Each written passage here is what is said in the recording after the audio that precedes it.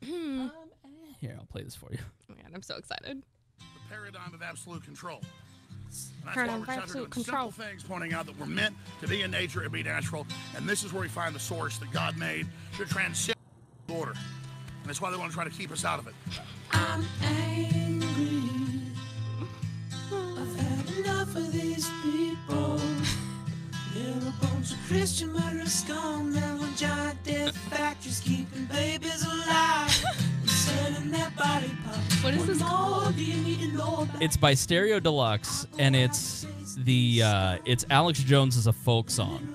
Alex Jones is a folk song. And so they've recorded over it. Oh and my god, I'm gonna write this down. Yeah, I'll send it to you. Thank you. Babies. I have them on video. Oh man. I'm so Hillary's in the creepy weird six. Is this thing recorded? Like, do we do it like live? Yeah. Question mark? Okay. Seems like I'm sick of being social engineered. It's not funny. I'm sick of being social engineered. It's not funny. So this is live on YouTube, and it's live to tape. I will edit stuff. So like if you went back and you said something like real egregious or liable or slander or whatever, yeah, right. then I go and edit that stuff out. I've edited recently out in the last year, out of 2 episodes a week ish, I've only edited out like a couple chunks just because they were real bad. They were just like. One was real over the line obscene, and the other one was just boring. So I try to not to edit because my feeling is that when you edit, you give yourself. I'm gonna put you in the group so then you have the notification here of the YouTube video. Perfect. You get lazy, Mm-hmm. and when you know it's live.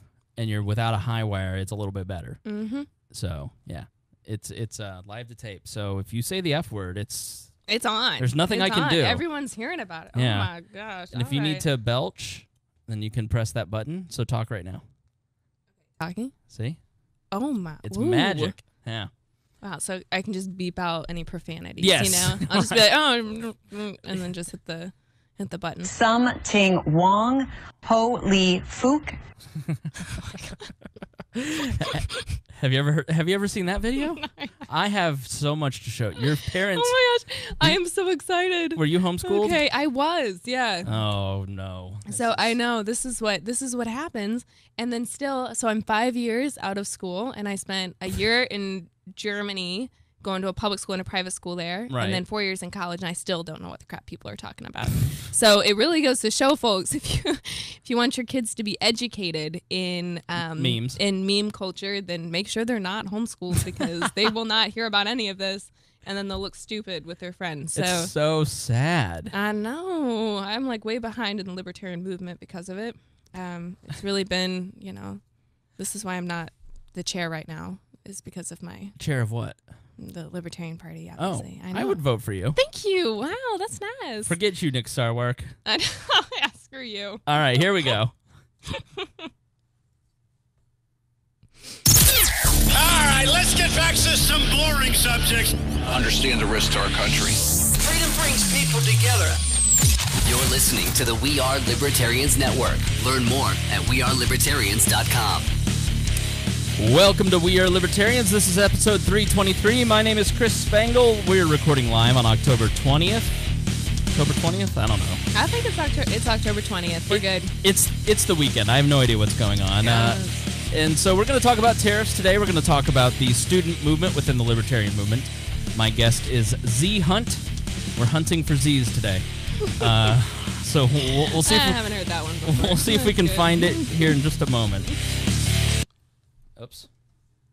Warning, this show is for adults, produced by semi-adults. So the language is sometimes strong and offensive. I don't know what I said. Welcome to We Are Libertarians, where our goal is to help you sound smarter while talking to your friends. We examine current events from a libertarian perspective while treating modern politics with all of the irreverence it deserves. There has been lie after lie. We toss out the screaming heads, put people before political parties, and give context to the news to make you think. Now, here's our host, a 15-year veteran of politics and media, Chris Spangle. Welcome to this episode of We're Libertarians. Again, my name is Chris Spangle. You're joining us live to tape. If you're a Patreon member, you got to hear the explanation of why we don't edit around here. So this is a non-edited show. Non-edited. So there's no live wire for our guest, this is her first time on We're Libertarians, Z Hunt. Z, how are you? I'm doing so good. Thanks for having me. It's a pleasure to have you here. You have, I've known your mom for a long time. She's great. She's a very nice woman. I met her for the first time. I've been Facebook friends with her for probably a decade. And so, I just knew her as this woman who had a litter of kids. Mm-hmm. Yeah, that's for sure. So you have how many brothers and sisters? So there are 11 of us all together. Okay, including you. Yeah, so I guess I have 10 brothers and sisters. Yeah. Okay, so are we going to go for one more so we can get a full dozen? So the problem with that is that if you get twins and you've got an ugly number of like 13. Baker's dozen, though. Right, a baker. How ugly is that? 13? Oh, my. No, I'm just kidding. I love the kids. But, no, so we're... 11 altogether. I think that's it, actually. Is that like the first thing that people talk to you about? Yes. Yeah. Yeah, that's pretty much. Yeah, it's really just that's all I've got. So I'm gonna go ahead and get off the show now. All right, it's nice to have you here. All right, thanks for joining us. I guess I'm doing this one by myself. No. So are you already annoyed because I've already brought up the brothers and sisters? No, I love big families. Like honestly, I could talk about those for like forever.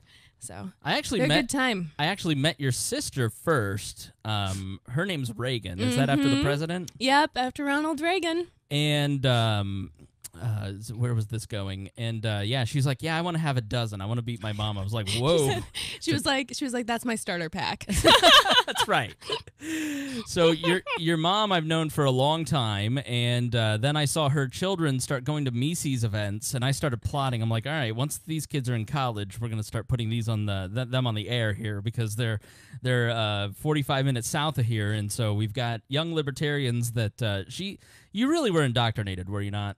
It really, it was kind of an indoctrination, because when you grow up in a family, like such a large family, and then your parents are both pretty libertarian, and I've been going to events, so my mom would bring us 4 oldest girls. No, I guess us 3 oldest girls at the time. She would bring us to different, like, talking events ever since we were maybe 12. Well, that's where I met.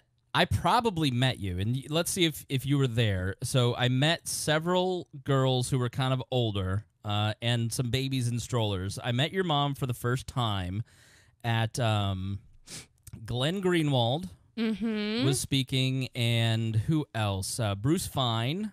So this is probably 2011. I was probably there. Yeah. Okay. Yeah. So it was at IUPUI. So we did meet in person then. We've met before. Yeah. Then. Yeah. This is great. Okay. Cool. Yeah. And then I met you again at Students for Liberty. So yeah, you go to like a ton of. You travel more than I do, which I don't know how it's possible, but you're out all the time. I know. So what libertarian events have you gone to as a college student or as a young libertarian?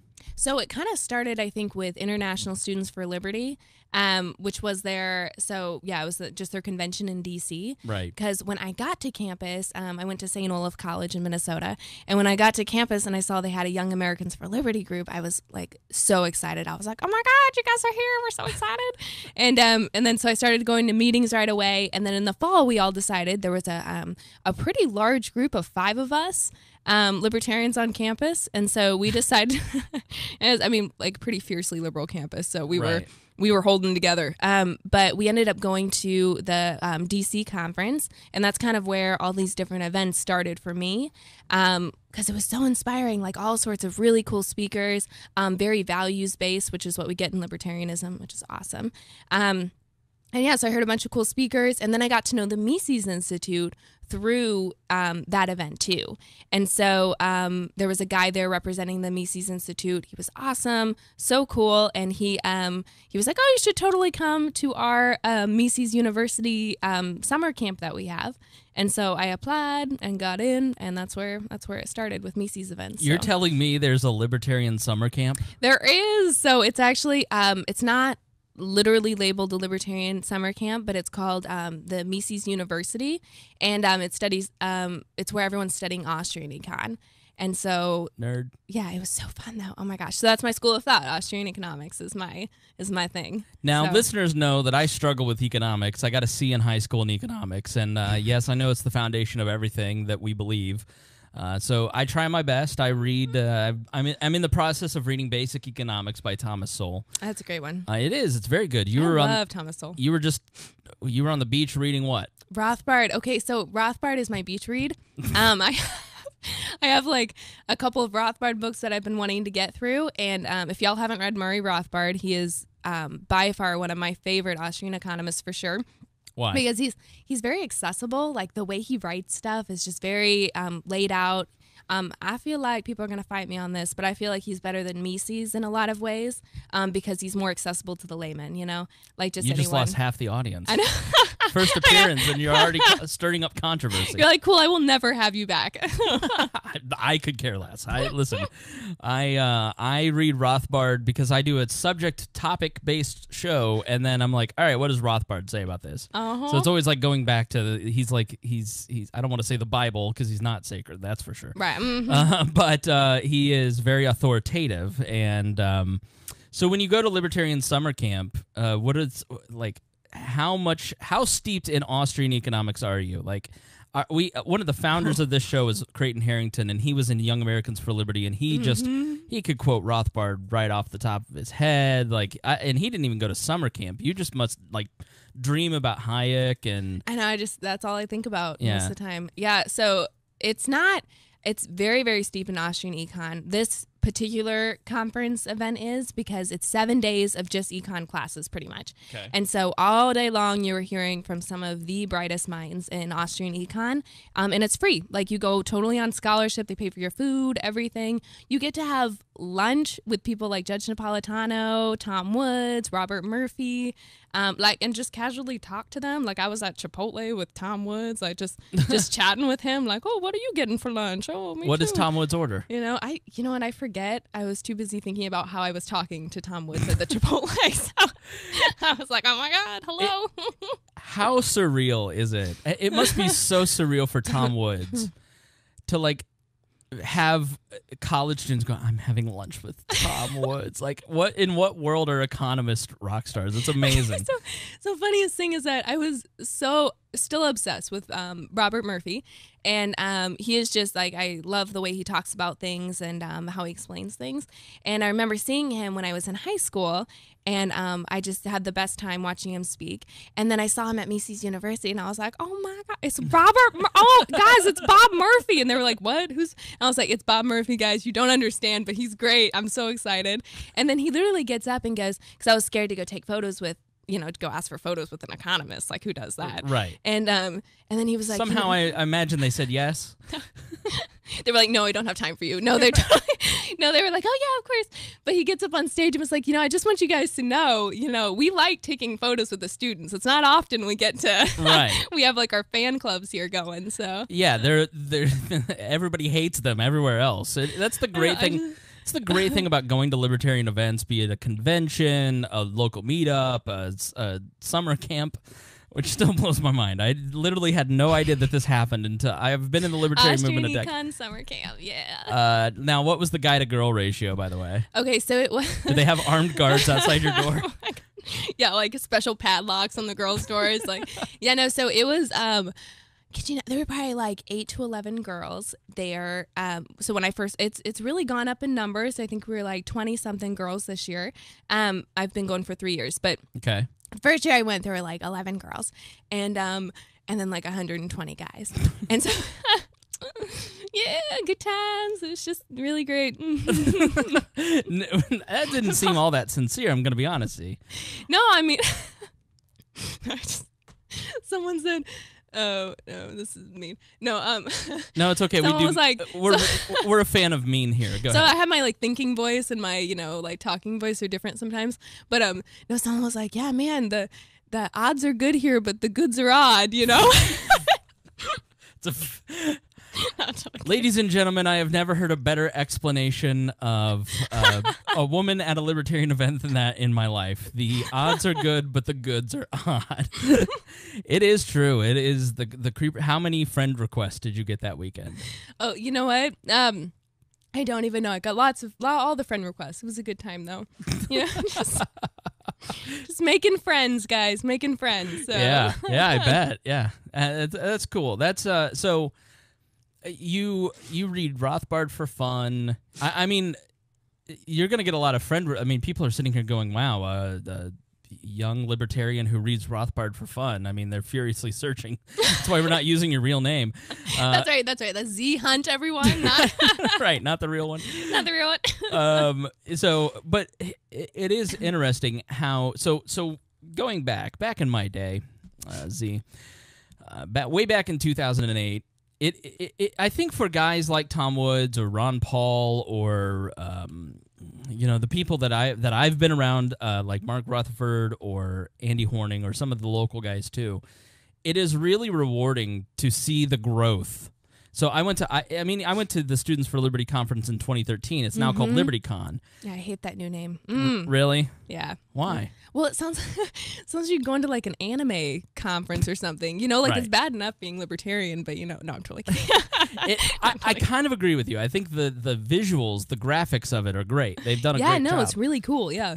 But we by nature don't like things that are hip or cool. Even the youngest of us. We're like, I want it a little bit stuffy. I want some David Friedman looking dudes walking around. That's right. That's what I'm saying. Guys in suits. Yeah. Right. Call it ISFCL or whatever. So I went in 2013, and it was not a ton of women. It was mostly guys. It was a lot of odd goods, and they but I noticed a big shift away from political parties. So, a decade before that, when I was in College Republicans, it was all about joining a political party. And I joined the College Republicans. I became president of my local chapter. Z, we do things in college that we regret. One of mine was voting for Bush and having a pro-war rally, and a lot of neocon stuff as a child. And but then by 2013, because I went to CPAC in 2003, and it was very party motivated. Yeah. And then in 2013, it was very candidate motivated. It was the era of Rand and Ron and Thomas Massey and Justin Amash. And then when I went this last year in 2018 to LibertyCon, it was 50-50 women. It was, in some respects, it was less about the philosophy and more about the personalities. Right, yeah. And I don't know if you have noticed this, but there is something going on in the youth movement of the libertarian movement where it is a little bit more about, it's become a little more poppy. It's become a little more reality TV-ized, as opposed to, it's less about the philosophy. Those 2008 to 2012 y'all kids were really all about the Austrian economics. And the kids this year, a decade later, seem more about getting the photo with Thomas Massey. Right. Am I being overly critical? No, I don't think that's overly critical at all. And actually, it's kind of funny because a friend of mine in college, so I was president of Young Americans for Liberty my senior year, and she made this comment like, I guess being libertarian is like the hip thing to do now. And I was like actually slightly offended. I was like, oh my God. I was like, no, I was in this before it was cool. Thank you very much. Like, not into that. But and it does seem to be less about the theory and the philosophy and like that sort of thing, and definitely more about getting the pictures and having a good time and freedom for all, and lots of talk on the drug movement, lots of talk on like you've got all your like power words or whatever they're called. I forget, but yeah. So I agree. Okay, it's a bummer, but it's super sad because what you end up with a Republican convention. I mean, everything that starts out. This is why I don't like protests. The first women's march or the first tea parties, they were all great. Right, yeah.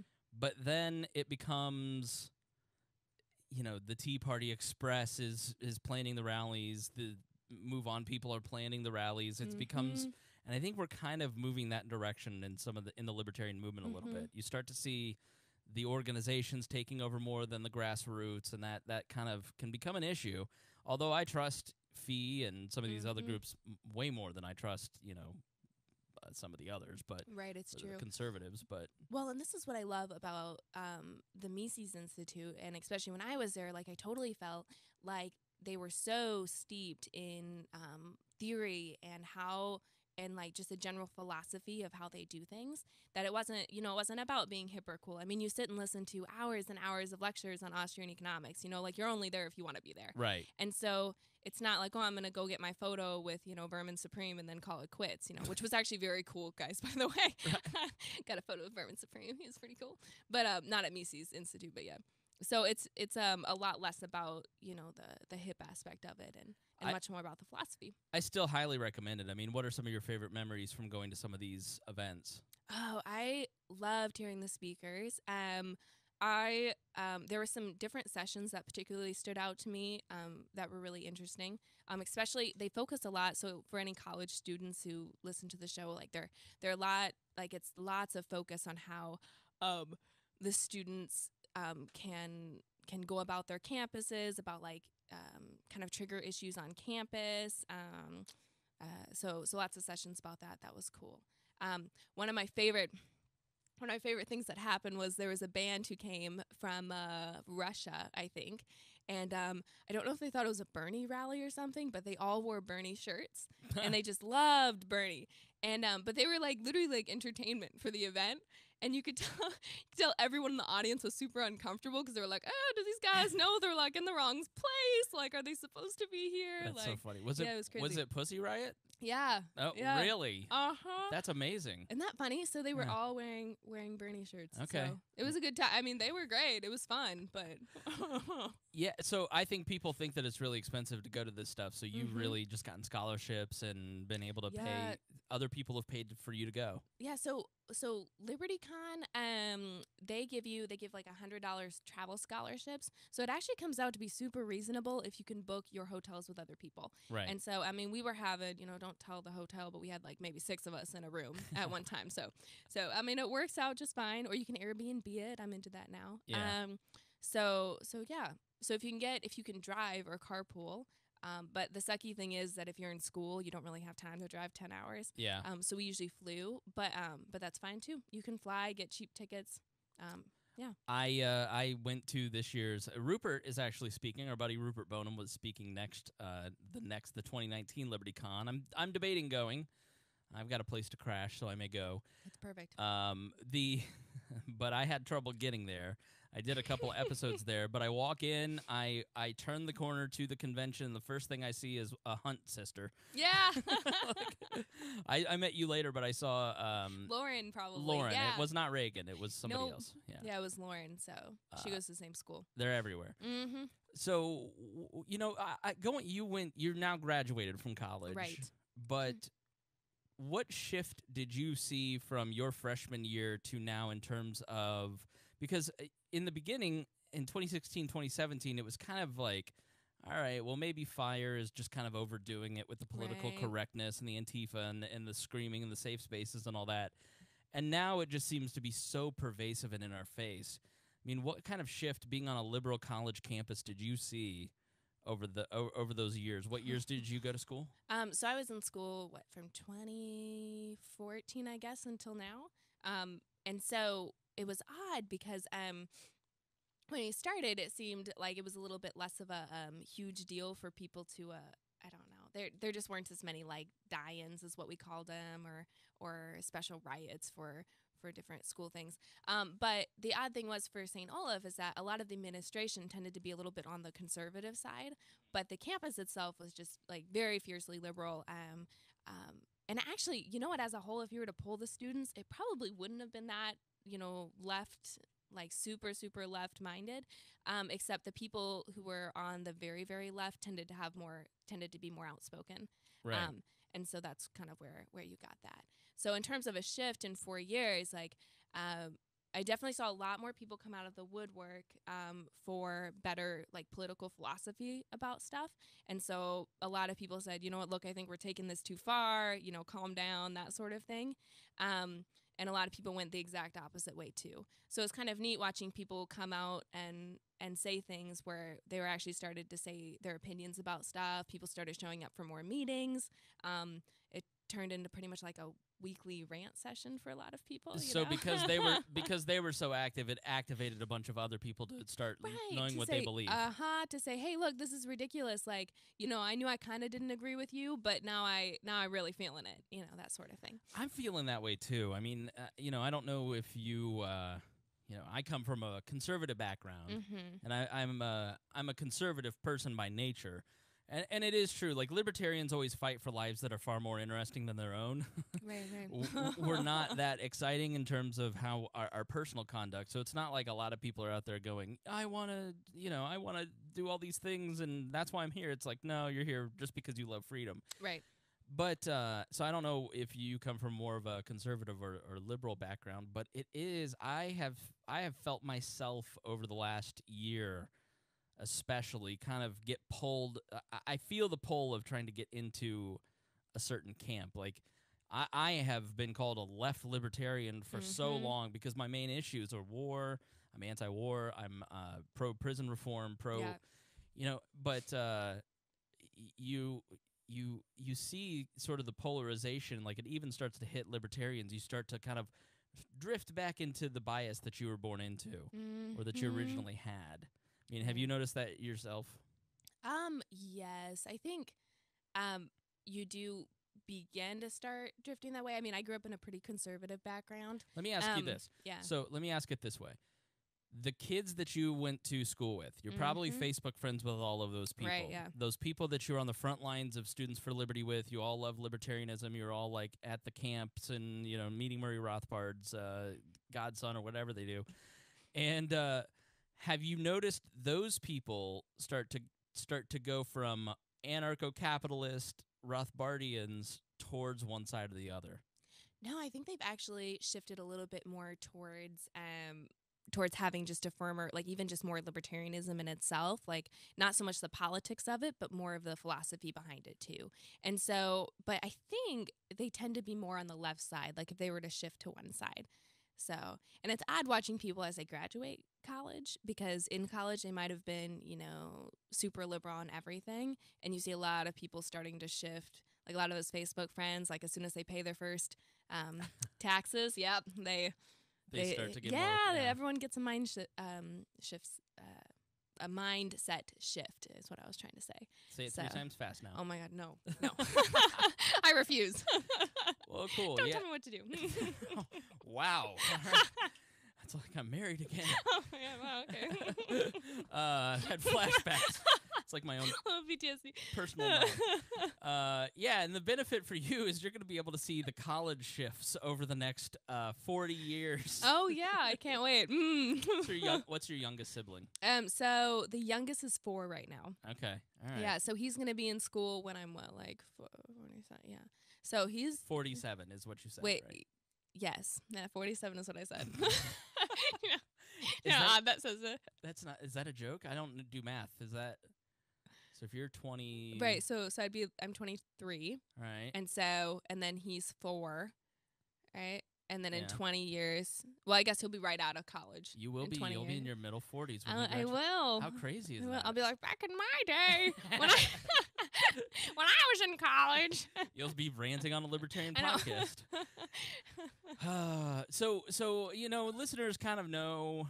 It's not that I don't know economics. I know economics and I know the arguments. It's just it doesn't motivate me. And I do this show. I've said it a million times. It's the Buckley theory of political commentary. Mm-hmm. You commentate on what makes you mad. Yeah. And what makes you passionate. And so when I look at it, I just kind of go, yeah, central planners being central planners. But this thing over here that everybody's talking about. But I do want to pay more attention to economics. And so when I found out that she was going to Mises camps and all this, I was like, let's talk about an economic issue. Let's talk about tariffs, which is not something that we have really covered, but it has been a big issue over the course of the last, really 3 years. I mean, yeah, it kind of is. It's crazy to me that we are talking about tariffs. What is it, 1932? That you were you were telling me, like, I was like, what are you interested in? You're like, I really get into the history of tariffs. I'm like, wow. Yeah, you're totally outing me on my nerdiness with this. So. I was like, oh my God, can we talk about history? Don't blame me. Right, everyone, put on your sleeping mask. It's time to. No, so let's talk about the history of tariffs. Let's go all the way. I mean, how far back do you want to go? Let's just go back to just kind of right when they started, Okay. right when they were implemented initially. Yeah. What should I say about them? Like, Let's go all the way back to Adam Smith. Let's go that far back. oh my gosh, that's pretty far back. Well, I mean, in the early days, tariffs were really how most countries funded a lot of their. They taxed goods based on tariffs because it was very easy at the beginning to say, okay, well, this shipment of stuff is coming in here. Let's put some tax on this tea. Right. Or let's put a tax on this paper. Because when you unload it off of the docks, we can mark it down on the manifest. Like, this is the good that is coming in. And so you were telling me a crazy stat about the tariffs then in America versus now. I mean, what was that stat? Yeah, so it's nuts because when tariffs first started, so back in in the U.S., so our first tariff was implemented in 1789, I think, and so that was right after we were done fighting a war off of taxes partly, and so you got the federal government going, well, crap, we can't we can't just pleasantly request taxes from the states. So the easy thing to do is to take taxes off of the shipments that are coming in, like you were saying, right? And so that ended up being, I want to say, roughly about 95% of federal income was tariffs for a while. I mean, it went up and down. If you look at the numbers, I mean, it fluctuated quite a bit. But yeah, at certain points, it was like 95% of our income was from tariffs. But the interesting is that now it's only like 1.2%, 1.4% of our federal income. We're arguing over a very small amount of, but it still does have a great impact. It's considerable, right. And the reason why it has such a big impact is partly because it affects other economic things within this country. But then in addition to that, it's our foreign relations. So we've got, like the World Trade Organization on our backs. We've got, like all sorts of trade agreements with other countries, trade wars, stuff like that. So it does make a difference, even though it's only a tiny percentage of what we're doing. So sure, yeah. And Adam Smith basically said that this is the tool of central planners, and he basically explained it in terms of chess. So a central planner will sit down and will look at the chessboard and put a tariff here on this thing and put a tariff here on this thing. So, for instance, the Chinese put a tariff on soybeans to hurt Trump in specific districts where he had the most support. So they're trying to affect our elections by putting tariffs on certain districts. And so that has an effect. And so the central planner looks at it and says, I will put a 10% tariff on this, and this will be the outcome. This will be the thing. But the problem is that it's flesh and blood human beings. It's not necessarily, it's not chess pieces. And so when you put a tariff on something like soybeans, what you end up with is subsidies. You end up with, it's the gateway to welfare. So you put this tax on soybeans, and then all of a sudden, Donald Trump is putting $12 billion in welfare into the pockets of soybean farmers. And so that always and then you get the retaliation, and then it just goes on from there, and it continues to build and build.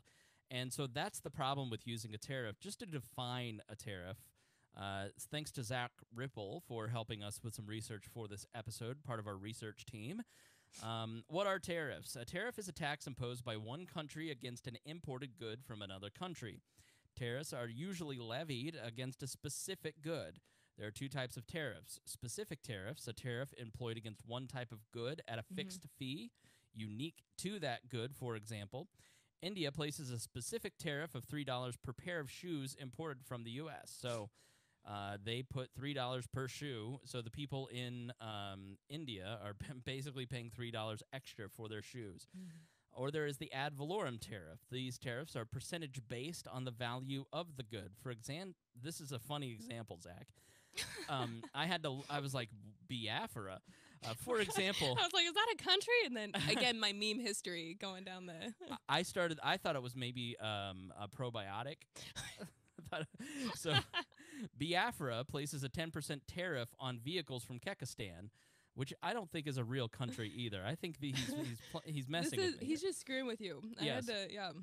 So I think he's making up the example. Biafra places a 10% tariff on vehicles from Kekistan. That means 10% of the vehicle's value. So a $10,000 car would have a tariff of $1,000 to import. So that 10% starts sliding. So you have the specific tariff of the set dollar amount, or you have the percentage tariff. And so there are non-tariff import controls such as import quotas, licenses, voluntary export restraints, or VERs. So there's several reasons that a country will use tariffs, and it usually starts with national security. And to me, this is having see, back in my day, back in my day, which was 2000 to the current era, I remember when politicians didn't use national security for literally every single thing. And then we went through the Bush era and the 9/11 era, and then national security became the excuse, and now it's overdone. It's like crying at the Oscars, we roll our eyes. National security, so a country will limit an imported supply of good critical to national security, such as uranium, in favor of domestically produced goods. And basically, we want to decrease a country's reliance on imports for national defense. So you want to spur on a country. So Trump says, I'm going to tariff the steel industry so we can grow the amount of steel being produced here, because it's in our national interest to have steel produced here. So if China gets out of sorts or Russia gets out of sorts, then we're not reliant on another nation's import. Protection of an infant industry. This is something you've seen. Solar panels tariffed like crazy over the years. Steel and solar panels are always like the first to be tariffed, starting in 2002. There is the protection of domestic employment and or consumers. So America. Yeah, exactly. We're protecting those steel workers and their jobs. But the problem with that is inevitably you end up losing jobs in other sectors because you're protecting those jobs. And then there's retaliation, where a country like Saudi Arabia does something, so we put a tariff on their oil until they act in compliance with our wishes. So all of this is known as protectionism. And if you go back into the history of our country, you start to see that tariffs were, it was very laissez-faire. That was the point of the Constitution. If you go back into the Articles of Confederation, part of the reason that didn't work was protectionism. You had different currencies, and so you had currency battles between the states, and then you had tariffs in various industries amongst the states. And that was one of the reasons that the Constitution was necessary, to set up a situation where Florida could trade with North Carolina, could trade with South Carolina, and you had the free flow of goods, and that's part of the reason that America became America. Now, so these trade imbalances are talked about a lot. I just went to Florida. You just went to Mexico. Yeah, I just got back like 2 days ago. So how much would you say you spent in Mexico? Oh, like on food and stuff? Just in general. Let's throw out a number. What was the... So let's say like $350 or something. Okay. So you have a trade deficit with Mexico of $350. I hate them. Right. No, I'm joking. Yeah, exactly. They're the worst. So you have this trade deficit with this foreign country. I have a trade deficit with Florida. I just went and spent $500 in Florida. And so... But the reality is I got goods and services in those countries. Did you get fed for your $350? I did. It was delicious. Tacos. Ooh. Right. Did you get housing while you were there? I did. Right. Yeah. So on paper, you have this trade imbalance with Mexico because the intangibles can't be seen on a balance sheet. So that is the ridiculousness of that argument. I want to... and sorry for being so chatty, Z, but oh no, talk away. You're I'm good. on a roll. I'm on a roll now. I'm fired on up. a roll now, guys. All right. So Cato has a magazine called Regulation, and it's a great magazine. Ooh, I want that. I'll show you all the different journals that I subscribe to. Oh my gosh, yeah, I'm in. You will go home and you will spend $500 on That's journals. right. I will have a trade deficit with my With Cato, yes. Cato. Yeah, Cato has several publications. Regulation. They have their Cato Journal. There's Independent Institute, Hoover Institution. Lots of great journals out there. I even take the Foreign Affairs from the Council on Foreign Relations because I like to taunt you people, so you'll think that I am a globalist. So they have an article about Peter Navarro, and they talk about the trade deficit argument and the absolute, let's say, dishonesty about Peter Navarro's trade deficit argument. And Peter Navarro is one of the few economists that actually works in the upper echelons of the Trump administration. He is a protectionist, and he is kind of the architect of all of this protectionism that Trump pushes. And so they write in this article, which is the actual front of the front page, Peter Navarro's conversion, because Navarro started out as a free trade economist and then turned into a protectionist. No, it's so sad. I know. And so they write, in the coming China wars, Navarro subliminally suggests that China is to blame for the federal budget deficit because the Chinese buy treasury bonds. Over the past 5 decades, the United States government has proven that it is quite able to run growing budget deficits by itself, which in turn invites trade deficits. As of May 2018, Chinese holdings of treasury bonds, no doubt mostly by the Chinese government, correspond to 7.7% of the federal debt. Contrary to what Navarro argues, the automatic adjustment mechanisms exist for trade imbalances. A trade deficit can grow larger than the net inward capital flows. Let me say that again because I didn't read it right. A trade deficit can't grow larger than the net inward capital flows. If it does, exchange rates will adjust. In the case of the United States, the dollar will lose value relative to other currencies, which in turn will reduce imports and increase exports. But foreign investors do want to invest in the attractive American economy. Navarro falls for the journalistic canard that net exports minus imports, reduced GDP by simple arithmetic. When the expression net exports is used, it is usually written in quotation marks, as Navarro and Autry do in Death by China, because it represents a mere statistical trick used by national statisticians to remove imports that were already included in the uses of GDP in consumer, government, and investment expenditures. Imports have to be removed because they are not part of the GDP, which is gross domestic product. Think about the guy on the scale who subtracts 1 pound to factor in the weight of his shoes. His weight doesn't change if instead he subtracts 2 pounds because the day he was wearing heavier shoes. Likewise, American output doesn't change because more imports are both added and subtracted. But Navarro and Autry overlook this when, in Death by China, they quickly drop the warning quotation marks around net exports and substitute trade deficit. Hocus pocus. They can now claim that the trade deficit reduces domestic production as a matter of accounting arithmetic. With all due respect to Navarro, George Mason University economist Don Boudreaux was right when he posted on Facebook, if Trump advisor Peter Navarro knows any economics, he's very skilled at giving no evidence to this knowledge.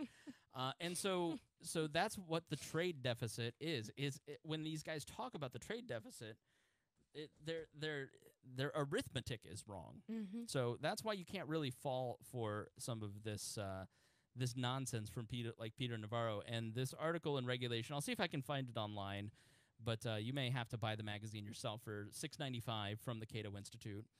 And I'll see if I can link that in the show notes for you. But it just outlines all of the different arguments that Peter Navarro makes and just destroys them with real economics that you learned at summer camp. Yeah, my summer camp econ, back in band camp. So what are some of the arguments that you've heard over the years about the trade deficit and why it doesn't make sense?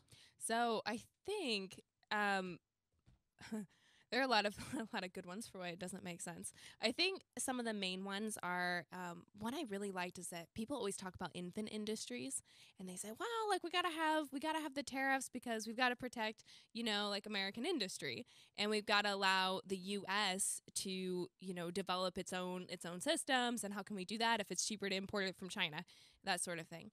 And it seems ridiculous because we don't set a time limit on that. Right. So it's not like we go, oh, in exactly 2 years, we'll cut the tariff off and, then it's all everyone for themselves. It's like, no, you're going to have higher prices for maybe the next 80 years, maybe the next 90 years. No one knows. And if you said it that way, people probably wouldn't be all in for that. Right. But they don't. They go, oh, it's a temporary, it's like a temporary tax, no problem, So, and then it ends up lasting for a long time. Right. And so they just never put a time frame on it. So yeah, I think none is better, but time frame would be nice too. Right. Another example could be the grocery store. This is one that's often said. So I am a purveyor of spoken word here. And so let's say the grocery store, we look at the specific grocery store, and I go in and I buy $50 worth of groceries.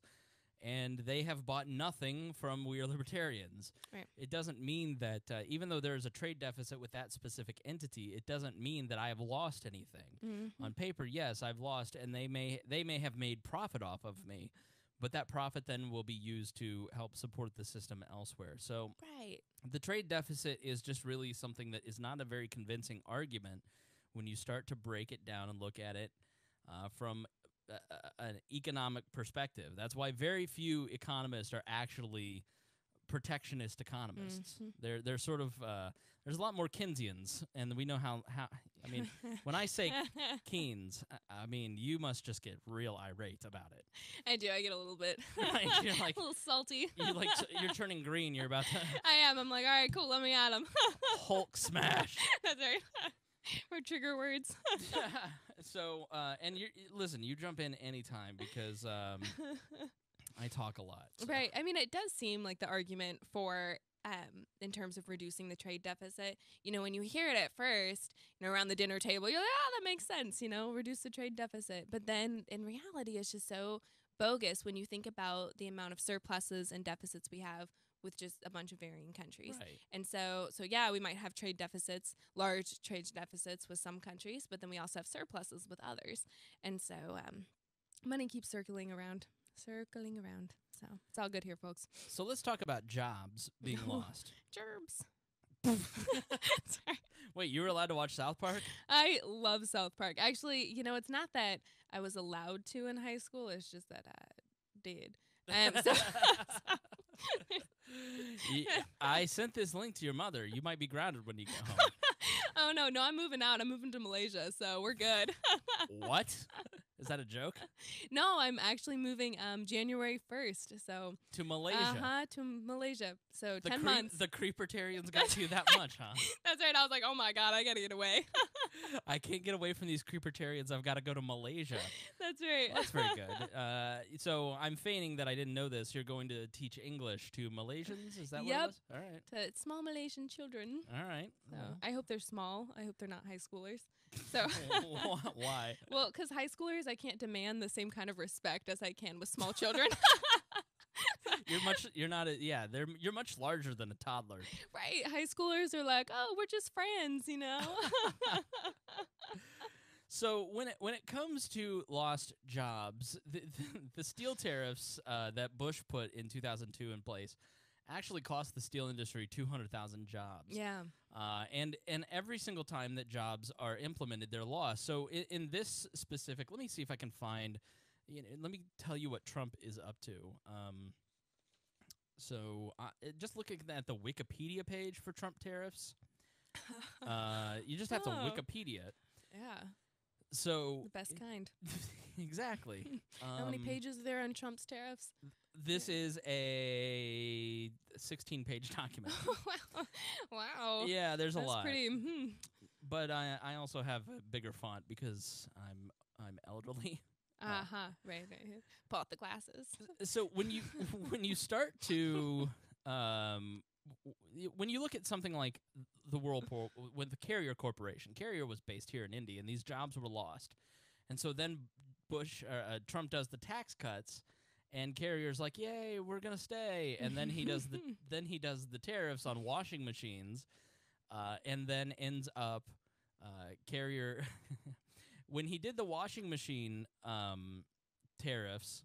Carrier was like, yes, this is great. We can maintain jobs. But then he did steel tariffs in a second round, and then they had to move their jobs to Mexico. When you look at the Kentucky bourbon tariffs, 95% of bourbon is made in Kentucky.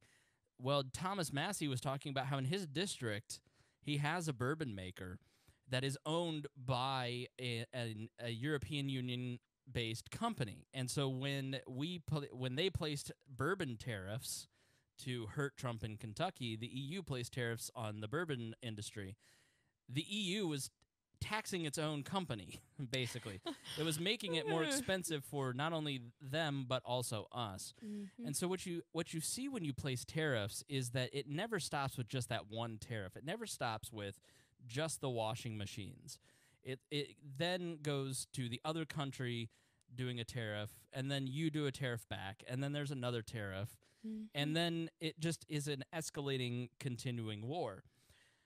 In the process, it's cronyism. Yeah. Thousands, almost 10,000 exemptions have been placed, have been filed by companies to get exemptions from tariffs. And so, you get countries that get exempted from tariffs.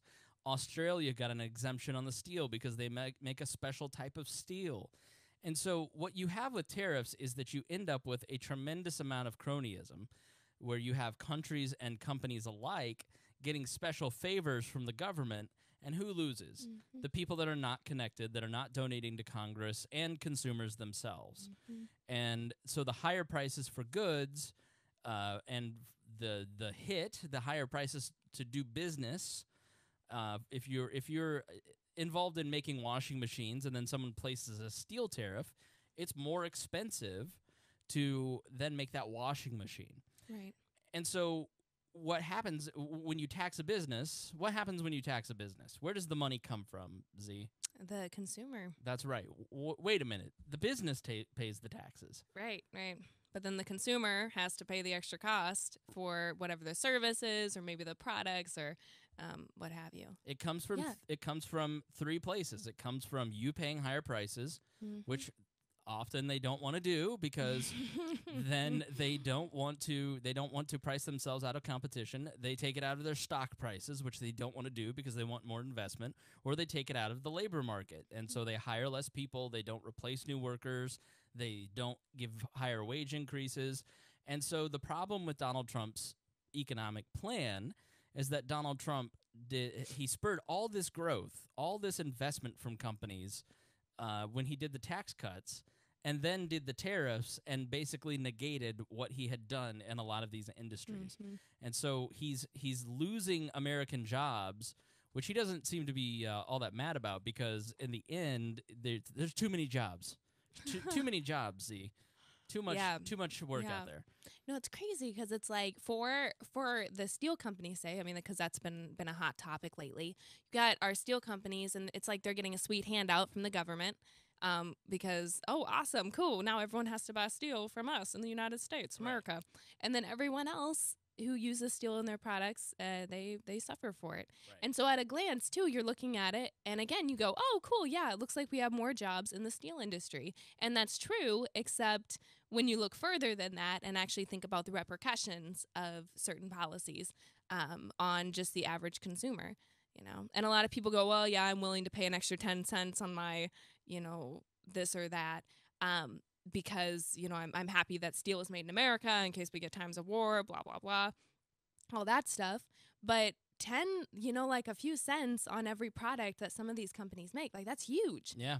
That's not just that's not pocket change when you're talking about thousands and thousands of products, So it's ridiculous. Especially in a global market. Right. When you have a global market like we do, it is really hard to start picking and choosing winners and losers.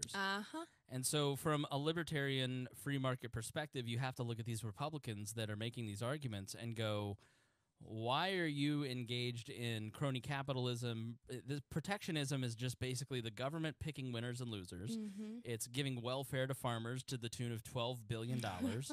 It is you have the power of the purse at Congress, and yet the administration, the executive branch, is choosing to activate a program.